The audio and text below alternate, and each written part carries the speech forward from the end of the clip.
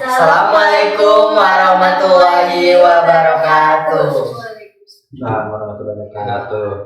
Hai semuanya, kembali lagi bersama kami di Ngobrol Pintar. Nah, di sini kita kedatangan wali kelas dari kami berdua ini.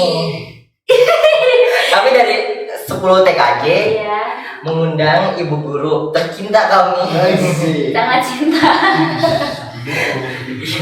yang mengajar fisika dan Dan kimia. kimia. Nah, Bu. Gimana hari ini Bu? Masih semangat? Alhamdulillah semangat. Nah, di sini kita mau nanya seputar pendidikan Ya, ibu nih. cerita Bu. Oh, Kita mau nanya dari, boleh dong Bu ceritain dari apa? Sekolah dasar sampai jenjang tertinggi Ibu. iya. Sebelumnya perkenalkan diri dulu. Ya. Bu. Oke. Nama ibu Lisa Nurikmawati, biasa dipanggil Lisa. Bisa Blackpink. Nggak pakai branding ya. Sangat-sangat. Terus ibu SD-nya di SD Negeri Cinyosok 2 di tempatnya di Giri Alam Sentosa, terus SMP-nya di SMP Plus Fajar Sentosa di Giri Alam Sentosa juga, SMA-nya di SMA Muhammadiyah Cilangsi, kuliahnya di Universitas Muhammadiyah Profesor Dr. Hamka. Wah.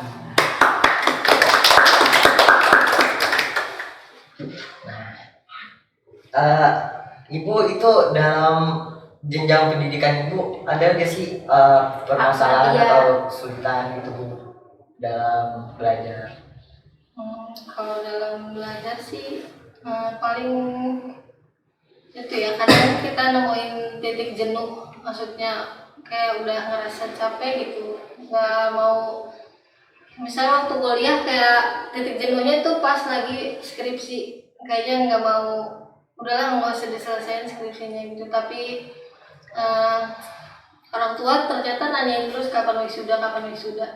Akhirnya ya itu jadi salah satu motivasi buat tetap nyelesain skripsi. Tapi kalau selama sekolah sih sebenarnya titik jenuhnya nggak sampai yang separah kuliah gitu, karena kuliah tuh benar-benar yang kita ngajar dosen sendiri kan, guru nggak sampai yang ngegebrak-gebrak, ayo belum ada nilainya nih, nggak ada. Jadi kalau kita kurang nilainya itu biasanya di kuliah ya udah ngajar sendiri gitu, dosen nggak mau tahu. Itu titik jenuhnya sih selama belajar ya pas kuliah. Kalau pas sekolah jenuhnya main ya udah gitu, hilang. Iya Bu. Ya Bu, waktu Ibu awal masuk ke ngajar di SMK ini kapan sih Bu? Ibu ngajarnya kalau SMK itu kayaknya 2000 kalau nggak 2018 2019, karena awalnya ibu ngajarnya di SMA dan memang mata pelajaran yang diampu sesuai sama linear ibu belajar. Mata pelajarannya fisika. Kemudian kalau di sini itu kurang lebih 2018 atau enggak 2019 ibu diminta ngajar di sini. Sama ngajarnya fisika juga awalnya. Terus habis itu ibu nikah kan, pindah, nggak ngajar lagi di sini. Terus kemarin karena suami ibu kesini, jadi ibu ikut lagi ke sini. Terus diminta ngajar lagi di sini, ngajarnya fisika juga, tapi karena kebetulan guru kimianya nggak ada kan, kosong, jadi ibu Isi pelajaran iya, kimia isi juga. pelajaran kimia juga, sambil belajar juga sih ibu kimia. Alasan ibu untuk mengajar di SMK Widya Kusuma ini apa? Apa ya, mungkin karena sebelumnya udah pernah ada di sini gitu ya, jadi ngebaur, terus adaptasi sama lingkungannya, sama guru-gurunya gitu, nggak begitu sulit. Kalau buat anak-anak sih kan emang itu tiap tahun ganti ya, maksudnya ada yang masuk, ada yang keluar, jadi ya kalau buat anak-anaknya sih ya guru sih yang harus ngikutin gimana perkembangan anaknya, kemudian gimana karakter. Jangankan tiap angkatan ya, kadang tiap satu kelas aja nih yang kalem, ada yang nggak bisa diem, ada yang biasa aja, ada kan. Nah, kira-kira siswa favorit di kelas 10 siapa nih? Favorit ya, Ya, Bu. Anaknya seperti apa, Bu? Iya gitu. kalau favorit mungkin ibu nggak sebut nama ya, maksudnya apa, Bu? ibu mungkin sukanya sama tipikal yang dia nggak pinter nggak apa-apa gitu, tapi mau nyoba, paham nggak? Karena ibu tahu pelajaran fisika nggak gampang, ya udah ikutin aja gitu. Walaupun dia nyoba tapi salah, seenggaknya dia mau ada usaha lah gitu, dibanding yang cuma Bu saya nggak bisa gitu. Ya udah tahu ibu juga kalau nggak bisa, terus mau gimana kan? Harus nyoba gitu. Kan ada mapel lain nih, Bu, ya, selain fisika sama kimia. Kenapa Ibu milih fisika atau kimia gitu? Kalau awalnya ibu kuliah akhirnya ambil jurusan fisika, waktu itu pengen nantang diri sendiri aja gitu. Apa ya, pilihannya waktu itu matematika atau fisika, tapi ternyata yang lebih pasti nggak banyak jalan itu fisika, akhirnya ngambil fisika. Karena kimia kalau matematika itu angka 7 itu bisa didapat dari 4 tambah 7 tambah 3 itu 7. Terus 5 tambah 2 itu 7. Terus misalnya 10 kurang 3 itu 7. Banyak jalan tapi satu hasilnya. Kalau fisika enggak, V itu ya sama dengan S per T gitu. Maksudnya rumusnya itu udah nggak bisa dirubah-rubah. Kalau dalam mengajar itu Ibu yang paling berkesan tuh seperti apa?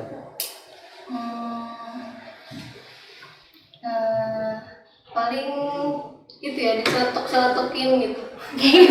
Aduh. Kayaknya lagi kelas 10 ya. lagi ngomong terus ada yang tahu-tahu nyeletuk. Kadang nyeletuknya ya lucu, tapi kadang nyeletuknya yang ngeselin gitu. Itu sih kadang yang tetap harus ngejaga yang ya udah sabar dulu gitu. Ya, celetukan yang nyeleneh gitu ya, yang aneh gitu kan.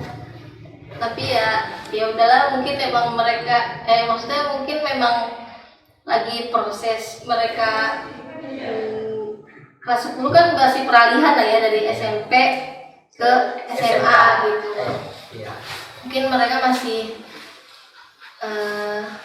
ya itu ada di fase peralihan, terus masih nyari jati diri, jadi apa aja diceletukin, apa aja disautin gitu kan.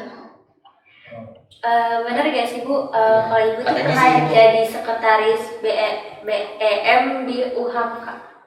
BEM? Iya. BEM, iya. Ya, maksudnya itu. Itu maksudnya Bu? Enggak, kalau di BEM ibu nggak pernah, kalau di IMM pernah. Oh. IMM itu Ikatan Mahasiswa Muhammadiyah. Kalau di IMM ibu kan jadi sekretaris, jadi ketua.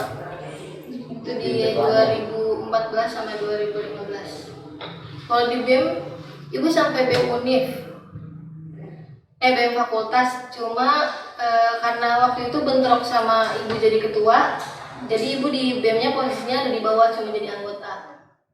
Soalnya itu barengan, pas ibu jadi ketua di IMM, ibu ada juga di BEM fakultas. Ada nggak sih, Bu, kesulitan dalam ngejalanin kayak gitu? Selama ini sih paling apa ya, ngatur waktu ya. Kalau udah misalnya kita biasanya sekolah itu kan cuma waktunya sekolah, istirahat, main ya, atau istilahnya belajar, istirahat, main. Nah kalau kita tambah organisasi, berarti harus ada yang kita kurangin, entah itu mainnya, entah itu istirahatnya. Nah karena ibu waktu itu organisasinya lumayan banyak, jadi yang biasanya dikorbanin istirahat sama main. Seberapa penting sih Bu organisasi di dunia perkuliahan? Menurut ibu sih penting banget ya, karena kalau kuliah itu kita belajarnya cuma duduk, maksudnya terus kita terbatas sama ruangan gitu kan. Nah kalau organisasi itu memperluas jaringan gitu. Kadang di BMF itu ibu kan jurusannya fisika. nanti ada anak bahasa Inggris, nanti ada anak teknik, nanti ada anak pokoknya macam-macam lah, dari fakultas-fakultas lain, terus dari jurusan-jurusan yang lain gitu, nggak satu. Itu bisa juga menguntungkannya ya, kalau selama kuliah tuh misalnya ibu lagi ada tugas bahasa Inggris, ibu nggak ngerti, tanya sama anak bahasa Inggris gitu. Terus misalnya lagi ada tugas kalkulus, itu matematika, terus ibu bingung, tanya sama anak matematika gitu. Itu yang paling menguntungkannya. Tapi pas di luar, pas kita udah keluar kuliah, itu yang berasa banget tuh kita jadi bisa terbiasa sama banyak karakter. Karena kita udah sering ketemu banyak karakter di organisasi. Sedangkan kalau di kuliah 4 tahun sekelasnya sama orang itu aja ya nggak sih? Maksudnya ya udah hafal banget gitu kan. Apalagi dulu ibu cuma 2 kelas dan itu satu kampus, itu pendidikan fisiknya tuh paling sedikit mahasiswanya. Jadi ya cara ngebuka apa ya, mindset, pola pikir kita tuh dengan ketemu banyak orang. Misalnya kita punya satu topik, ternyata Dewi sepakat, Mardiansyah nggak sepakat. Ya yang penting ibu tahu aja alasannya Mardiansyah nggak sepakat kenapa, alasan Dewi sepakat kenapa gitu ya. Entah itu harus diperdebatkan atau enggak. Jadi ibu bisa belajar nerima tentang pendapat itu. Terus kayak misalnya ibu ketemu ya misalnya sama anak murid nih yang pecicilan banget, nggak bisa diam gitu kan. Itu kayak yang Sakta. Gak merek dulu. itu kayak udah dulu kuliah udah pernah lihat yang kayak gini. Terus yang suka nyeletuk, terus yang ada yang dibilangin tuh cuek banget ya, maksudnya Nggak peduli. iya nggak peduli gitu kan. Tapi ya udah dulu kayaknya di organisasi juga ada yang kayak gini, jadi ya udah biarin aja gitu. Udah pernah ketemu karakter yang kayak gitu, jadi akhirnya ya udahlah gitu. Ada nggak sih Bu tipsnya untuk kita nih yang mau masuk ke jenjang kuliah? Sebetulnya kalau SMK ini kan siapinnya buat kerja. Tapi kalaupun Mardiansyah, Dewi dan teman-teman yang lain punya rencana buat kuliah, itu lebih bagus banget gitu kan. Karena sekarang kayaknya lulusan SMK nanti kerjanya ya gitu-gitu aja, ya nggak? Kita harus tetap punya tujuan ke depan gitu. Misalnya mau kerja dulu 3 tahun nabung, kemudian nanti mau kuliahnya yang sambil kerja. Nah itu kan salah satu gambaran gitu, biar nanti kedepannya ada perbaikan, ya kan? Iya. Ya, buat yang mau lanjutin kuliah sih paling harus mau merelakan waktu istirahat dan waktu main paling. Karena kalau misalnya temen-temen yang lagi kerja gitu kan, kerja sambil kuliah kan kerjanya nggak mungkin dikorbanin kan. Iya, harus tetap kerja gitu. Ya paling yang harus mau dikorbanin ya itu main sama waktu istirahat ya. Tapi bukan nggak perlu main ya, perlu main, maksudnya buat refreshing kan, buat ngebalikin otak yang udah jenuh iya, banget. betul, jenuh. Iya, ada nggak sih ini kan kalau di kuliah itu pastinya kita disuruh masuk organisasi kan yang tip ngebagi waktu di perkuliahan itu gimana? Paling kalau ada tugas didahuluin dulu baru ngerjain urusan organisasi gitu, jadinya nggak keteter. Kadang soalnya urusan organisasi itu bisa sampai yang larut malam gitu kan. Kalian kalau organisasi di sekolah bisa sampai sore kan kalau ya kan, terus kadang sampai malam, apalagi kalau misalnya mau prepare ada kegiatan besar nih, ya enggak? Kadang bisa berturut-turut jauh-jauh hari sebelum hari H, ya kan? Nah itu minimal paling enggak kita udah nyiapin bahwa tugas sekolah tuh udah selesai misalnya, atau tugas kuliah tuh udah selesai, buat kita bisa nyambi di organisasi. Oke, itu boleh gak Bu? Ibu kasih kata-kata motivasinya untuk siswa-siswi SMK Widya Kusuma Yang mau pada kuliah gitu, Iya. yang melanjutkan. Buat siswa-siswi SMK Widya Kusuma yang nantinya akan terus ke jenjang perkuliahan, pokoknya semangat terus, jangan sampai nyerah di tengah jalan, atau bahkan dari sekarang mungkin bilangnya enggak, gue nggak akan kuliah gitu, jangan gitu. Banyak sih yang bilang gitu Nah, ya. kan? Kita bilang kita nggak mau belajar, kita capek belajar, itu bohong. Kita masuk dunia kerja, nanti kita dapat tugas baru, kita mau nggak mau belajar loh, ya nggak? Iya kan? Ya, untuk basic-basic. Kan kita nggak mungkin kita masuk ke dunia kerja terus kita langsung tahu tugas kita ini, Iya. kerjaan kita ini, kita harus kayak gini, kan nggak mungkin. Itu kita belajar, jadi bohong kalau kita bilang udah gue udah capek belajar, gue nggak mau belajar lagi gitu. Padahal di kerjaan itu nanti awalnya kita belajar juga gitu. Dan terbiasa belajar itu bikin kita jadi nggak puas diri. Jadi kayaknya belum cukup deh sampai di sini, bisa maksimalin lagi deh gitu. Jadi ada potensi-potensi lagi yang bisa kegali dari diri kita kalau kita mau terus-terus belajar gitu. Padahal mah itu belum cukup ya. Nah, jadi kalau yang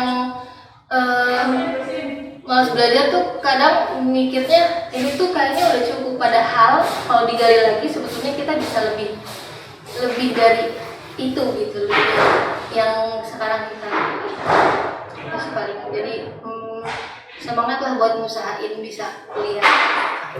Kan kita ini masih baru-baru ya Bu, podcast nih. Kesan Ibu gimana tuh Bu tentang podcast ini? Podcastnya Ibu baru pertama kali juga ya soalnya masuk podcast, ternyata begini rasanya. Deg-degan ya Bu? Kayak diinterogasi. Iya, diinterogasi cuma santai gitu kan, nggak digebrak-gebrak. Kalau kalau interogasi yang di tempat lain kan digebrak-gebrak. Luar biasa ya, maksudnya bisa ada ini ekskul ya maksudnya? Iya. Iya, ekskul yang bisa mengeluarin bakat terpendam misalnya gitu kan. Ya mungkin nanti ada anak TKJ yang nggak ngurusin komputer tapi jadi reporter kan, mungkin kan ada juga gitu. Jadi nggak kemungkinan besar buat bisa mengeksplor diri itu bagus. Nah, jadi ada medianya lah gitu, teman-teman disediain medianya.